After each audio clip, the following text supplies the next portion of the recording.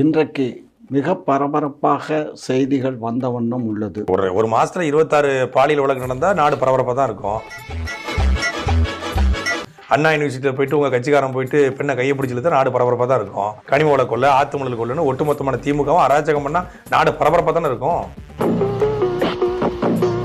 திமுக அராஜகம் பண்ணுதா அல்லது நாம் தமிழர் கட்சி அராஜகம் பண்ணுதா? அண்ணா யூனிவர்சிட்டி பெண்ணை கையை பிடிச்சி இழுத்து நாங்க இழுத்தமா? பிரியாணி கடை வச்சிருந்தவன் நாம் தமிழ் கட்சிக்காரனா? இரவுல கொள்ளக்காரன், பகல்ல திமுக காரன் சொல்லி ஒரு திமுக உடன்பரப்பாவே வாழ்ந்திருக்கானே. அப்ப நாடு பரபரப்பா தானே இருக்கும்.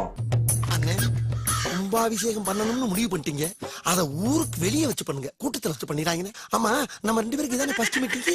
தொண்டர்கள் இருக்கக்கூடிய ஒரு கட்சியில் அங்கொன்றும் இங்கொன்றும் அத்திப்பூத்தாற் போல் இருக்கலாம். அப்படி அந்த 1.5 கோடி கட்சியில வேலை வாங்கி தரதா ஏமாத்துற செந்தில் பாலாஜி இருப்பாரு, செம்மன் குவாரி நடத்துற பொன்முடியும் இருப்பாரு, சிபிஎஸ்இ பள்ளிக்கூடம் நடத்தக்கூடிய துறைமுருகனும் இருப்பாரு. என்ன